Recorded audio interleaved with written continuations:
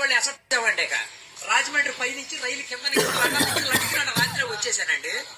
నేను వస్తా దొరగారు మీ కోరికని గుమ్మడికాయ ఇంత బంగారాన్ని తీసుకొస్తుంటే కుక్క ముట్టుకోకుండా కుక్క తోక ముట్టుకుంది విజయవాడ బస్ స్టాండ్.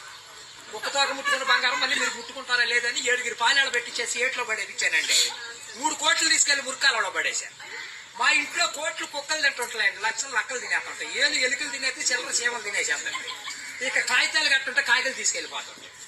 మాకు పొయ్యిలో ఎండి ఇంట్లో బంగారం ఉందండి, కాకపోతే ఇంట్లో వాళ్ళు ఎసట్టకు బియ్యం లేక ఎండిపోతున్నారు. గురుగారు మీకు ఏమన్నా డబ్బుకి కానీ ధాన్యానికి కానీ ఏమన్నా లోటుగా ఉంటే మా కౌరు చేయండి, మేము పంపించేస్తాం. మా అడ్రస్ మండలం మా త్యాగారం దాని పక్కనే ఉండదండి, మల్లెడికి పక్కన పిల్లడికి మా ఊరు. మల్లెడి దగ్గర పిల్లడి దానికి మా అడ్రస్ కి సాయంకాలం ఉత్తరం రాసేసి పోస్ట్ లో ఇంకొక పొయ్యిలో వేసేయండి. మీరు పరిగెత్తుకుంటూ వచ్చేసి వంటకాలు ఒక 10ంటికి నుంచోండి, నేను 3ంటికి మురికాలలోకి అందించేస్తా డబ్బు. పగిలిపోయిన వాడి మీద వచ్చేస్తుంది 10 కోట్లు మరి డబ్బు. అక్కడ పుట్టకొని తీసి తట్ట మీద ఆరబెట్టుకోండి. అబ్బో మేము చదువులో కాడ బాగా పాస్ అయ్యామండి. నేను చదువు సంకల వరకు చదివానండి, గుడింతాలు గుండెల్లాగా వచ్చేసి పాదాల వరకు వచ్చేస్తే ఇంగ్లీష్ ఈదులు అమ్మడి పరిగెట్టేసి చదువు ఎక్కువైపోయి అబ్బాయి గారి సంతకం పెడతాం మర్చిపోయాను. సోనియా గాంధీ గారి దగ్గరికి వెళ్ళి ఉద్యోగం అడిగానండి. రాత్రి రాజీవ్ గాంధీ గారు రాసిచ్చారు ఈ ఊళ్ళో ఉద్యోగం. ఎక్కడైతే సంతకాలు చేసే పని ఉండదు.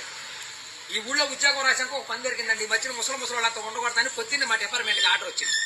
ముసలి ఉన్న కాడి నుంచి అత్తగాడు పోట్లాడుకుంటారు. అత్తలు అడుగులో పడిపోతుంది, కోళ్ళు వచ్చి గొంతులో పడిపోతుంది, మంచం ఎక్కేస్తుంటే అల్లుడే అడుగు మీద కూర్చోండి. అందుకని ముసలి వాళ్ళంతా తీసుకెళ్లి మెగాస్టార్ చిరంజీవి గారి దగ్గర చేర్పిస్తాను. గురువు గారు ఆయనకి దసరా పండుగ రోజున మా ఊళ్ళో ఏప్రాలు పందాలు వేపిస్తున్నాను. నాపరాల మీద ఏప్రాలు కోట్లాడుకుంటే నాపరాలు బస్సు. ఇప్పుడు సంవరాత్రి గారు వెళ్ళి చౌన్ చేస్తుంటే, మునసూపు గారు వెళ్ళి ముడేస్తుంటే, కర్ణం గారు వెళ్ళి కాగితాలు రాస్తుంటే, ప్రెసిడెంట్ గారు వెళ్ళి పెళ్లి చేసేస్తున్నారు. ఇప్పుడు ఆ పెళ్లి భోజనాలకు ఎక్కించుకురమ్మని మా ఇయ్యంకుల వారు ఊపిలేని విమానాన్ని పంపించారండి. విమానానికి ఊరు చివరికి వచ్చాక ఊపి ఎక్కిపోయి కృష్ణానదిలో పడిపోయింది. నేను వచ్చి మీ బాజార్లో పడిపోయింది. ఇవాళ ఛార్జీకి మీరు ఒక 500-600 ఇచ్చారంటే ఛార్జీ డబ్బులు పెట్టుకొని వెళ్ళి కాకినాడ వెళ్ళి కాఫీ తాగి అక్కడ మీ పేరు పేపర్లో వేసేస్తారు. ఈసారి గారు ఇప్పుడు రాబోయే కాలానికి కాబోయే సీఎం గారు మీ పేరు పేపర్లో వేపించేస్తానండి. ఈనాడు పేపర్లో వేపించానంటే ఆంధ్ర జ్యోతులు అక్షరాలు లేకుండా వచ్చేస్తున్నాను. చదువుకున్నవాడు చదువుకోవచ్చు, చదువు లేనివాడు చదువుకోవచ్చు. దొరగారు మన ఊరంతా కరువుగా ఉందని సాయంకాలం మన ఊరు కాలువలో కరువు మీటింగ్ పెట్టిస్తున్నాం. మీరు అంతా కాడ వచ్చేయండి.